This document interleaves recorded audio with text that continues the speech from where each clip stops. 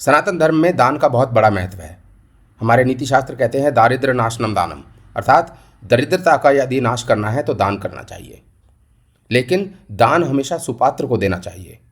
सुपात्र दानात् च भवेत् धनाढ्यो, अर्थात जो व्यक्ति सुपात्र को दान देता है, जो व्यक्ति उस व्यक्ति को दान देता है जो सही में दान देने योग्य है, वो धनाढ्य हो जाता है, उसके पास खूब धन आता है।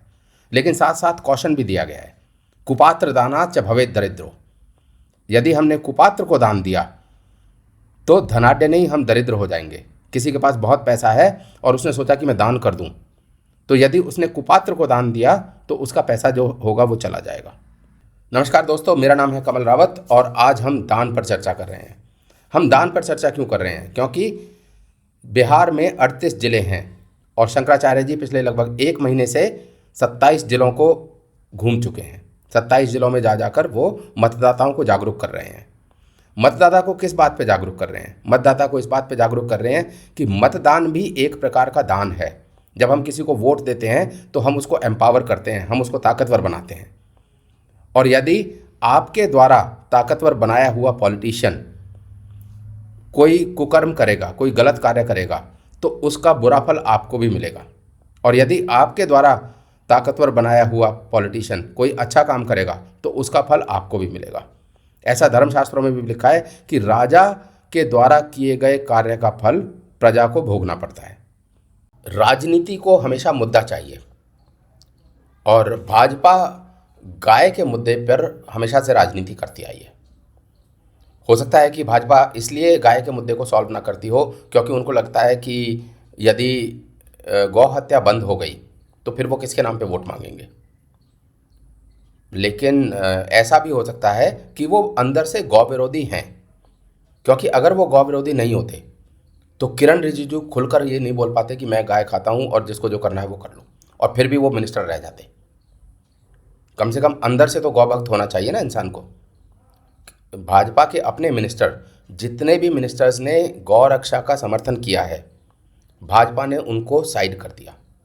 इवन मुस्लिम मिनिस्टर्स, मुख्तार अब्बास नकवी ने कहा था कि जिनको गाय खानी हो वो जाए पाकिस्तान, और आप देखिए उसके बाद मुख्तार अब्बास नकवी कभी मंत्री पद नहीं मिला उन्हें। सुब्रमण्यम स्वामी हिंदुत्व का मोदी से बड़ा नाम थे 2014 में। सुब्रमण्यम स्वामी ने अपनी पार्टी को डिसॉल्व करके और मोदी को प्राइम मिनिस्टर बनाया। सुब्रमण्यम स्वामी ने गाय प्रोटेक्शन, काउ प्रोटेक्शन का बिल लाने की कोशिश की, उसका समर्थन सबने किया सिवाय उनकी अपनी भाजपा पार्टी ने। I had been saying that in the Constitution of India, at the urging of Mahatma Gandhi, we put in an extra clause saying that cows will not be, slaughtered. Yeah, so cows will be protected. Now, I took this up in Parliament after writing several letters to Modi, and Modi just ignoring it.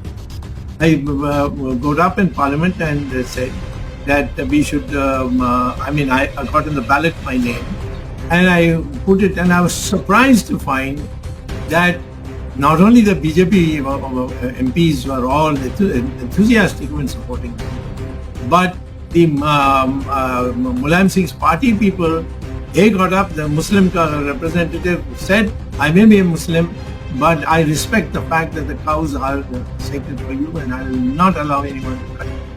Like this, even the Congress was finally forced to support my motion. So everything was agreed. Then came the Mr. Vijay Goyal, the Parliamentary Affairs Minister, telling me that he's got a message from Modi that I should withdraw this. I said I'll do nothing of the kind. The House has already taken notice of it. So I'm going ahead to take a vote and I would have won the thing. He then sent another message saying that he will ask the Agriculture Minister to come and say that the next session of Parliament, which was 3 years away from the next election, the next session of Parliament, he will have the Agriculture Minister get up the very first day and say that they bring a bill to ban slaughter. On that I yielded. But Never it was blocked. 3 times in the occasions I have tried to say. So what this shows is it is this arrogance which which has been hurting the people. 2024 के Maharashtra assembly के चुनाव से पहले सितंबर 2024 में I think Eknath Shinde ने गौ माता को राज्य माता डिक्लेयर किया था। वो एक बिल लेकर आए थे एकनाथ शिंदे, और एकनाथ शिंदे ने ये डिक्लेयर किया कि आज से गौ माता जो है वो महाराष्ट्र की राज्य माता होगी। और शंकराचार्य जी के पुरुषार्थ से वो बिल आया और वो बिल पास हुआ। बाद में शंकराचार्य जी ने एकनाथ शिंदे को पब्लिकली सम्मानित भी किया। शिंदे जी की तरफ से उनके उद्योग मंत्री जब दिल्ली में हम चातुर्मास से कर रहे थे, हमारे पास गए और उन्होंने कहा शिंदे जी कह रहे हैं कि आपने एक पक्ष सुन करके फैसला कर दिया जो कि उचित नहीं है, आपको दोनों पक्ष सुनना चाहिए। तो हमने कहा वो अपना पक्ष बता दें। बोले हम बताने के लिए आए। तो उन्होंने अपनी बातें रखी हमारे साथ और फिर हमने अपने तर्क उनके सामने रखे और उन्होंने कहा कि मैं जवाब नहीं दे पा रहा हूँ। तो हमने कहा तो इसका मतलब आप कहीं ना कहीं दोषी हैं। तो उन्होंने शिंदे जी को ये बात बताई बाहर निकल करके टेलीफोन, और शिंदे जी ने कहा कि अगर हमसे गलती हुई है तो हम गलती का प्रायश्चित करना चाहते हैं और धर्माचार्यों को अधिकार है कि वो प्रायश्चित बता करके व्यक्ति को शुद्ध कर दें। तो हमें प्रायश्चित बताया जाए, हम ये कलंक लेकर नहीं जीना चाहते हैं। और फिर हमने उनको प्रायश्चित बताया कि आप गौ माता को सेवा में लगो, गाय ही आपके दोष को दूर कर सकती है। और उन्होंने गौ माता की सेवा का व्रत लिया, गौ माता को राज्य माता घोषित किया और हमने सार्वजनिक रूप से कहा कि आज इन्होंने जो कार्य किया है इनका दोष पाप अब खत्म होता है। इसमें छिपाने की क्या बात है? इसमें दो बात क्या है, कोई व्यक्ति गड़बड़ होता है फिर वो प्रायश्चित करता है, सजा भोगता है, ठीक हो जाता है। तो स्वामी जी गड़बड़ उनकी और जो काम उसने कर दिया, 36 प्रदेश हैं भारत में, 36 मुख्यमंत्री हर समय बने रहते हैं और जाने कितने आए और चले गए। गिन लिया जाए तो 100 से ज्यादा का आंकड़ा, 200 से ज्यादा का आंकड़ा चला जाएगा। किसी मुख्यमंत्री में हिम्मत हुई कि गाय को माता कह करके पुकार दे? ये हिम्मत एकनाथ शिंदे ने की। इसीलिए हमने उनको स्वर्णाक्षर में नाम लिखने की बात कही, और सही नहीं हमने लिख करके दिखा दिया। स्वर्णाक्षरों में आज अगर भारत में किसी नेता का नाम अंकित है तो एकनाथ शिंदे का नाम अंकित है और उसके काम के कारण अंकित है। अक्षरों में अंकित होने वाले भारतवर्ष के ये द्वितीय व्यक्ति बने हैं जिनका नाम वास्तविक सोने के अक्षरों में अंकित हुआ है। एकनाथ शिंदे को बम्पर वोट मिले, क्योंकि बीजेपी और शिवसेना एक साथ चुनाव लड़ रहे थे, तो बीजेपी को बम्पर वोट मिले। महाराष्ट्र में इससे बड़ी जीत बीजेपी की कभी नहीं हुई थी। तो ऐसा नहीं है कि गौ के नाम पे, गाय के नाम पे वोट नहीं मिलते, वोट मिलते हैं। भाजपा इस बात को समझती है, इसीलिए वो गाय के मुद्दे के साथ रहती है। लेकिन चुनाव के बाद उसी एकनाथ शिंदे को चीफ मिनिस्टरशिप से हटाकर देवेंद्र फडणवीस को चीफ मिनिस्टर बना दिया गया। तो भीतर से ये गाय के समर्थक नहीं है, ये रंगे सियार हैं जो बाहर से दिखाते हैं, लेकिन अंदर से यदि कोई गाय के लिए काम करता है तो उसको सबसे ज़्यादा चोट भाजपा पहुंचाती है। बिहार के चुनावों में जाने से पहले शंकराचार्य जी सभी पॉलिटिकल पार्टीज़ के पास गए और उन्होंने कहा कि आप शपथ पत्र पर इस बात को लिख कर दे दीजिए कि यदि हम आपको वोट करेंगे तो आप गौ हत्या बंद करवा देंगे। किसी भी पॉलिटिकल पार्टी ने ये शपथ पत्र पर लिख के नहीं दिया, किसी भी पॉलिटिकल पार्टी ने, और किसी भी में बहुत बड़ा नाम जो है वो बीजेपी का भी है। तो जैसी कांग्रेस है वैसी ही बीजेपी है, वैसी ही समाजवादी पार्टी है, वैसी ही आरजेडी है। सब पार्टियां एक जैसी हैं, सब पार्टियां गौ हत्या को बढ़ावा दे रही हैं। तो शंकराचार्य जी ये कहते हैं कि गौ हत्या का पाप बहुत बड़ा पाप होता है, और यदि हमारे वोट से पार्टियों को संबल मिलता है और वो पार्टियां गौ हत्या के लिए लाइसेंस देती हैं तो उसका थोड़ा सा पाप का अंश हमें भी मिलता है। अभी एक प्रेस वार्ता में शंकराचार्य जी ने पत्रकारों के प्रश्नों के उत्तर दिए। आइए इस प्रेस वार्ता को देखते हैं। नहीं है, क्योंकि हिंदुओं के लिए बहुत सारे ऐसे विषय हैं जो पाप पुण्य का कारण बनते हैं। उनमें से सबसे महत्वपूर्ण है गौ रक्षा, और गौ हत्या पाप है और गौ रक्षा पुण्य है हम हिंदुओं के लिए। तो अगर हम किसी को वोट देते हैं और हमारा राजनीतिक बल उसको प्रदान करते हैं, और अगर उस बल से बलवान होकर के वो सत्ता में जाता है और सत्ता में जा करके अगर वो गौ हत्या को बढ़ावा देता है तो कहीं ना कहीं उसके पाप के भागीदार हम भी बन जाते हैं। जाते हैं। अभी जितनी भी पार्टियां देश में हैं वो सब की सब पार्टियां इसी ढर्रे पर आगे जा रही हैं। पिछले 78 साल से जब से देश आज़ाद हुआ है, जब से चुनाव की प्रक्रिया हमारे देश में चली है, कोई भी पार्टी कहती तो सब है मुख से, लेकिन जब सत्ता में जाती हैं तो गौ हत्या को बढ़ावा ही देती हैं, गौ रक्षा के बारे में काम नहीं कर रही हैं। तो इसी शंकराचार्य जी ने बहुत ही स्पष्ट शब्दों में कहा कि कोई भी पॉलिटिकल पार्टी गौ रक्षा के लिए तैयार नहीं है। आप कह सकते हैं कि वो ऐसा ही बोल रहे हैं, ऐसा नहीं है। पिछले 2 साल से उन्होंने हर एक पॉलिटिकल पार्टी को अप्रोच किया है, छोटी से छोटी और बड़ी से बड़ी, सब स्टेट लेवल पॉलिटिकल पार्टी से लेकर सेंट्रल लेवल पॉलिटिकल पार्टी तक सारी पॉलिटिकल पार्टीज़ को उन्होंने अप्रोच किया और सारी पॉलिटिकल पार्टीज़ को उन्होंने ज्ञापन दिया कि आप हमें ये बोल दो कि आप आने के बाद गौ हत्या बंद कर दोगे। यदि आप ऐसा बोलते हो, और ऐसा नहीं है कि बोलने का मतलब खाली मुंह से बोल दिया जैसे मोदी जी बोलते रहे हैं, बोलने का मतलब है एफिडेविट पे लिख के दो। यदि आप एफिडेविट पे लिख के देने के लिए ये तैयार हैं कि आप आने के बाद गौ हत्या बंद कर देंगे, तो हम पूरा जोर से आपका समर्थन करेंगे। सारी पॉलिटिकल पार्टीज, किसी भी पॉलिटिकल पार्टी ने शंकराचार्य जी का समर्थन नहीं किया। बाकी पॉलिटिकल पार्टियों में थोड़ी आंख की शर्म थी कि शंकराचार्य जी उनके दरवाजे पे गए तो उन्होंने शंकराचार्य जी को बैठने दिया, बुलाया, शंकराचार्य जी का ज्ञापन लिया और ज्ञापन लेने के बाद बोला कि हम आपको we will get back to you, हम आपको बताएंगे, और बताया नहीं। बाद में बताया नहीं तो उन्होंने शंकराचार्य जी ने ये कंक्लूड किया कि इसका मतलब वो गौ हत्या नहीं रोक सकती। बीजेपी अकेली ऐसी बदतमीज़ पार्टी है जिन्होंने शंकराचार्य जी को अपने दरवाजे तक भी नहीं आने दिया। उन्होंने पहले ही बैरिकेडिंग कर दी और पुलिस से बोला कि आप तो अंदर अलाउड ही नहीं है। ये हालत है हमारे सर्वोच्च पद पर बैठे हुए धर्माधिकारियों की। और ये शंकराचार्य जी अकेले नहीं हैं, इनके साथ सारे शंकराचार्यों का सपोर्ट है। तो इसका मतलब चारों शंकराचार्यों का सपोर्ट लेकर यदि शंकराचार्य हमारे मिलकर बीजेपी के पास जाते हैं कोई ज्ञापन देने के लिए, तो बीजेपी उनको आने भी नहीं देती। ये हालत है। मुंह से बोलने के लिए मोदी जी ने खूब बोला है कि वो गौ हत्या बंद करेंगे, वो गौ हत्या बंद करेंगे। साथ में फ़ोटो भी खिंचवाई हैं। कभी कभी जब ये लगता है कि हाँ ये तो गौ हत्या बढ़ा रहे हैं, तो वो साथ में एक फ़ोटो खिंचवा देते हैं कि देखो गाय रखी हुई है हमने तो। लेकिन सच्चाई ये है कि गौ के कत्ल खाने बढ़े हैं।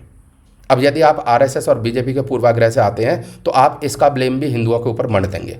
आप कहेंगे नहीं, हिंदू हैं जो गाय को छोड़ रहे हैं, हिंदू हैं जो गाय का त्याग कर रहे हैं, हिंदू हैं जो गाय को पाल नहीं रहे हैं। तो गौ पालक बहुत है, उनका क्या करोगे जो गौ को स्मगलिंग करते हैं?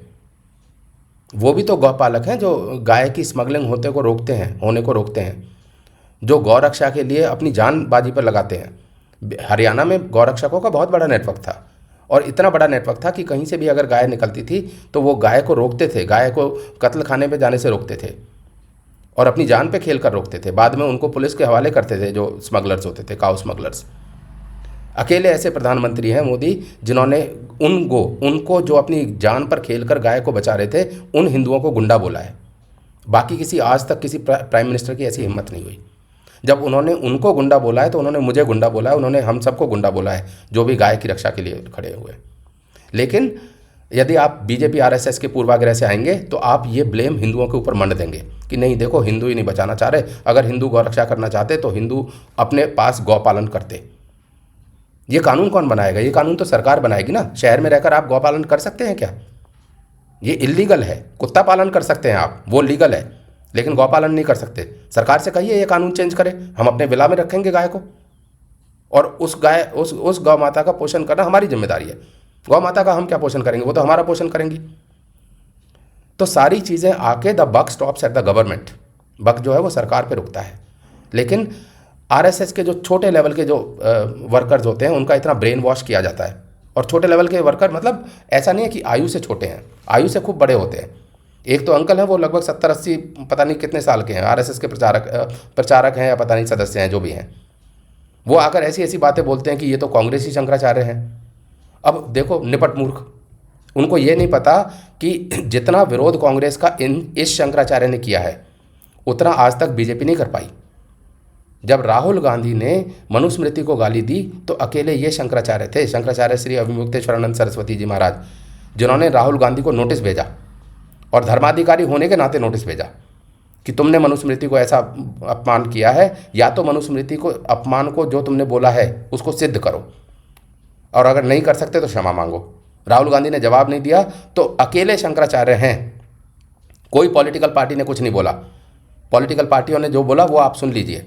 पॉलिटिकल पार्टी मनुस्मृति के फेवर में खड़ी नहीं हुई, मनुस्मृति के सपोर्ट में खड़ी नहीं हुई। राहुल गांधी ने बोला कि मनुस्मृति रेपिस्ट को अलाउ करती है और आप मनुस्मृति से देश चला रहे हो। और इन पॉलिटिकल पार्टियों ने कहा, बीजेपी इन पर्टिकुलर, बीजेपी ने कहा नहीं हम तो अंबेडकर को मानते हैं और तुम्हारी पार्टी ने अंबेडकर को भारत रत्न नहीं दिया। तो एक तरफ वो मनुस्मृति पर प्रश्न पूछ रहे हैं, यहाँ पर ये अंबेडकर पे जवाब दे रहे हैं। उनका क्लियर है कि वो मनुस्मृति के अगेंस्ट है, इनका भी क्लियर है, बस ये है कि ये घुमा के बोलते हैं।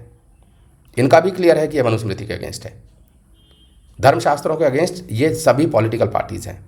तो मैं कह रहा था कि राहुल गांधी ने जब मनुस्मृति को गाली दी पार्लियामेंट में, जब मनुस्मृति को बुरा भला बोला, तो अकेले शंकराचार्य जी ऐसे थे जिन्होंने राहुल गांधी को नोटिस भेजा और हिंदू धर्म के अधिकारी होने के नाते नोटिस भेजा।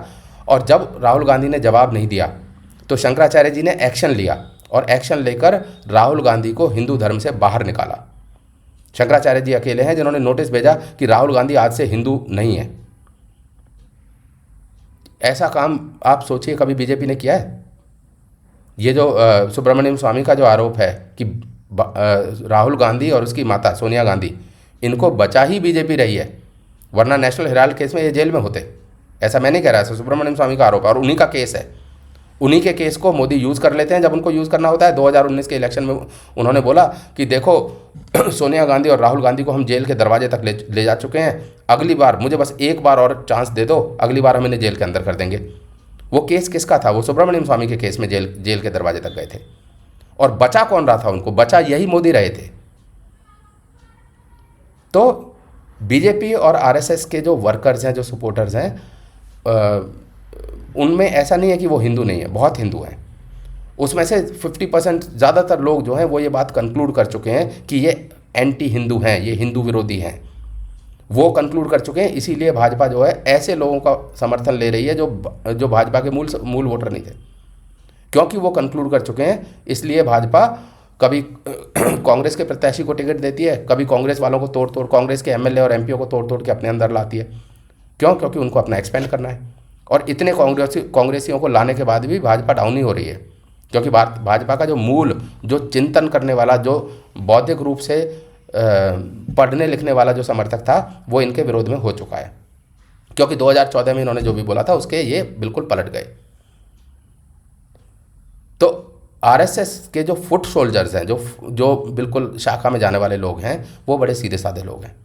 बस ये है कि उनमें से ज़्यादातर लोग जो हैं वो पढ़ते लिखते नहीं हैं। उनको आरएसएस वाले भड़का देते हैं कि देखो ये तो कांग्रेसी शंकराचार्य हैं, और वो इस बात को मान भी लेते हैं। क्यों? क्योंकि एक दो मीडिया की क्लिपिंग दिखा देंगे, ये दिखा देंगे, वो दिखा देंगे। वो इस बात को भी मान चुके हैं कि ये जो शंकराचार्य हैं, इन्होंने कभी बीजेपी का समर्थन नहीं किया, इन्होंने तो ये तो कांग्रेस की पार्टी के हिस्सा थे। जबकि असलियत ये है कि ये एबीवीपी से चुनाव लड़े थे अपने, जब ये कॉलेज में थे। कॉलेज में यही शंकराचार्य एबीवीपी से चुनाव लड़े हुए हैं। लेकिन आपको ये ऐसे घुमा देंगे, और जो वेरीफाई नहीं करेगा फैक्ट्स को, जो भी फैक्ट को वेरीफाई नहीं करेगा वो भ्रमित हो जाएगा। तो आइए आगे सुनते हैं। बीजेपी तो अपने आप को कहती है कि हम गौरक्षक हैं, उसकी सरकार है वह गौरक्षा के लिए आयोग बनाई। यहाँ सरकार है कि नहीं बिहार में? बीजेपी की सरकार है कि नहीं? गठबंधन में है लेकिन बीजेपी प्रमुख है। तो बीजेपी की सरकार जब यहाँ पर है, हम तो अभी 27 जिले में जाके आ रहे हैं, हर जगह का हिंदू हमारे सामने आके रो रहा है कि हमारे यहाँ तो बहुत हालत खराब है, यहाँ तो गौ हत्या हो रही है। तो जब बिहार में बीजेपी की सरकार है तो क्यों गौ हत्या हो रही है? क्यों उसके बारे में कड़ाई नहीं है? क्यों छूट दी गई है? क्यों जब यहाँ के बच्चे गाय से भरा हुआ ट्रक जो काटने के लिए, कत्ल करने के लिए ले जाया जाता है, उसको जब पकड़ते हैं तो क्यों उनके ही ऊपर उल्टा मुकदमा लाद दिया जाता है? क्यों गौ हत्यारों को छोड़ दिया जाता है? इसका कोई जवाब दे। केवल कहना मुंह से कि हम बहुत बड़े हिंदू हैं, हम बहुत बड़े हिंदू हितों के रक्षक हैं, हम बहुत बड़े हिंदू पार्टी हैं, और करना दोनों में अंतर है। कहने के स्तर पर बीजेपी बिल्कुल पास है, क्योंकि उसने इतने अच्छे ढंग से कहा कि हम हिंदू हैं और हम हिंदू हितों के पैरोकार हैं, जितने अच्छे ढंग से भारत में कोई नहीं कह पाया। लेकिन करने के मामले में उतना ही खराब है उनका प्रदर्शन, क्योंकि कहा उन्होंने खूब अच्छे से, लेकिन किया बिल्कुल नहीं, और इसीलिए उनके कार्यकाल में गौ हत्या और गौ मांस का निर्यात बढ़ गई।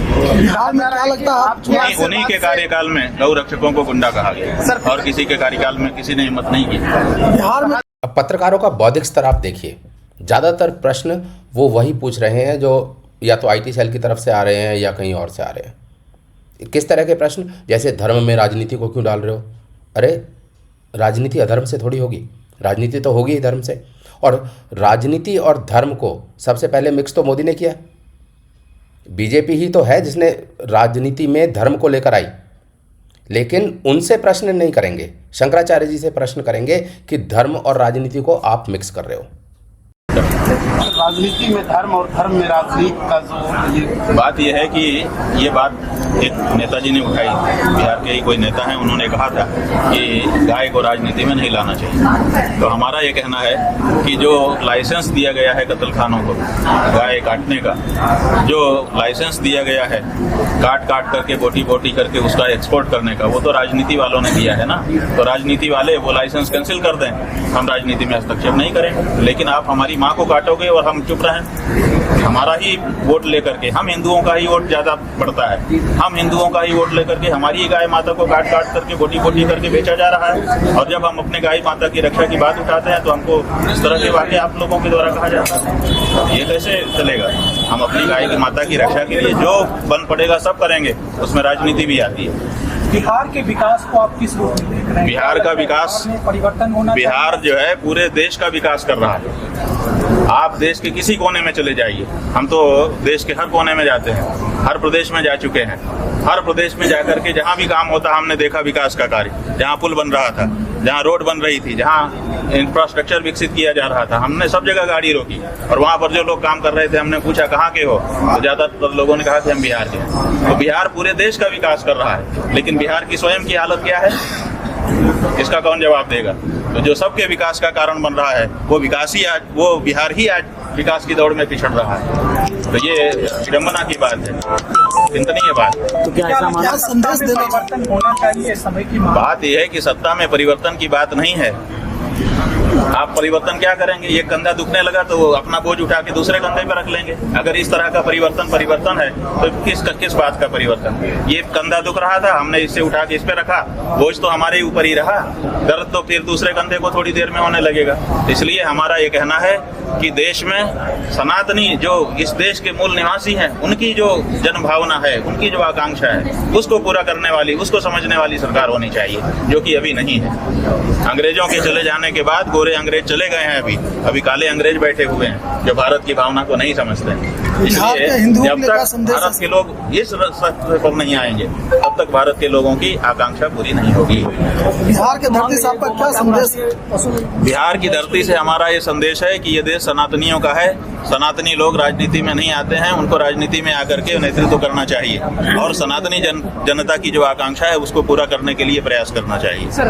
पूरे देश के सनातनियों के लिए बिहार की धरती से हम ये संदेश दे रहे हैं। और बिहार में हमारी जो यात्रा होती है वो सनातन धर्म की जो राजनीति है, सनातनी राजनीति, सनातनी विचारधारा की राजनीति, उसके बीज बोने के लिए ये हो रही है। तो धीरे धीरे हम बीज बो रहे हैं, धीरे धीरे ये फैलेगा और फैल करके वट वृक्ष बनेगा और सबकी आकांक्षा की पूर्ति करेगा। गुरुजी, एक तरफ आप गौ रक्षा की बात करते हैं, दूसरी तरफ जो कसाई है उनका साफ तौर पर कहना है कि ये मेरा रिलीजियस राइट्स। देखिए, वो सुप्रीम कोर्ट में गए थे, सुप्रीम कोर्ट ने ये कह दिया कि आपका ऐसा कोई राइट नहीं है। अच्छा, किसी रिलीजन वाले ने अभी तक ये नहीं सिद्ध किया है देश में या पूरे विश्व में कि गाय काटना उसका धार्मिक अभिन्न अंग है। किसी भी धर्म के लोगों ने ये नहीं दिखाया है अभी तक अपने धर्मशास्त्र से कि गाय काटे बिना उनका धर्म पालन नहीं हो पाएगा। हर धर्म में ये कहा गया है कि गाय को मत काटो। तो आपके यहाँ तो निषेध है कोई भी धर्म, तो इसलिए रिलीजियस राइट कैसे हो सकता है?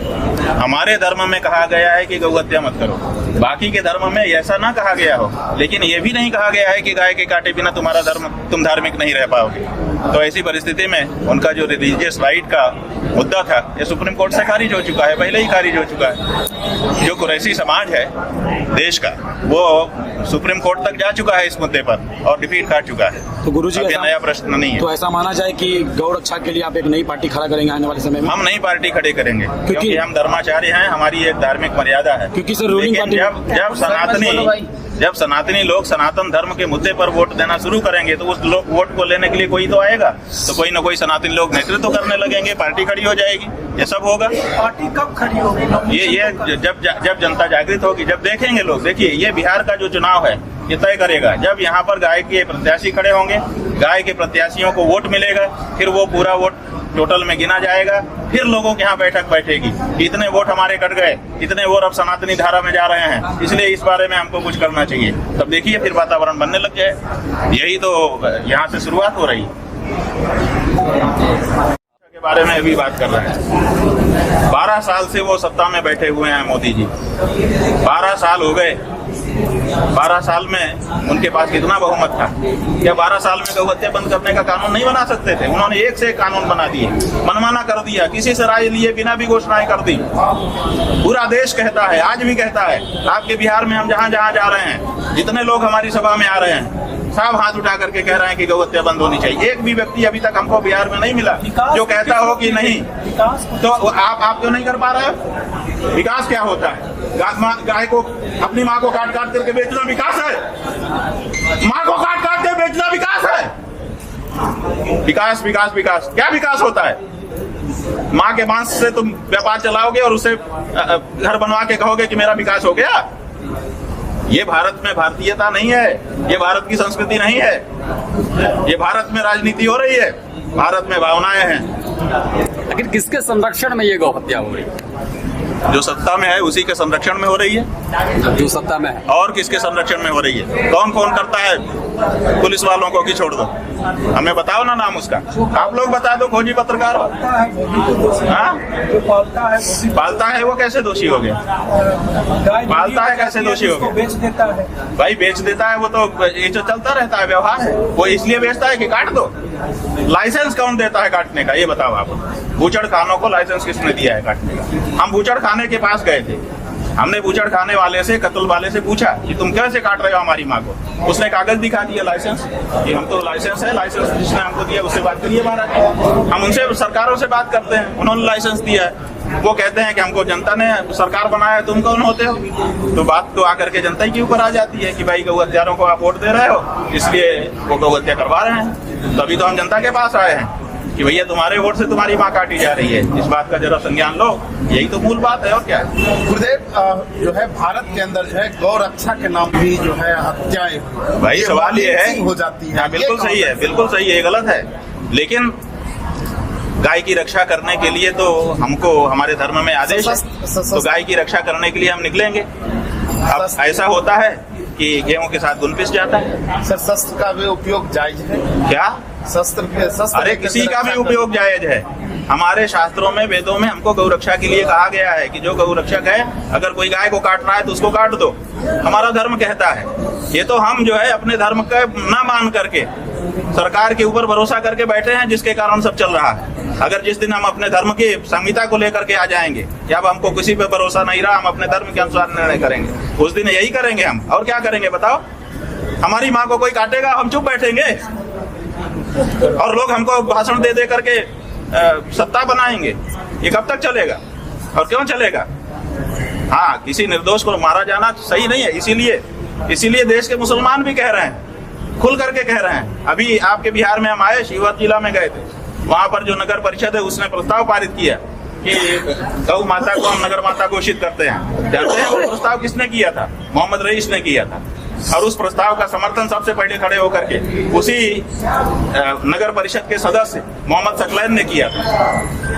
ये मोहम्मद रईस और मोहम्मद सकलैन क्यों कह रहे हैं कि गाय को माता घोषित करो और गौ हत्या बंद करो? उसके आप हिंदू नहीं कह पा रहे हो? आप बनते हो बड़े गौभक्त, बड़े हिंदू। ऐसा नहीं है। तो किसी निर्दोष को मारा जाना सही नहीं है, लेकिन गौ रक्षा होनी भी जरूरी है। सर 4 कंपनियां हैं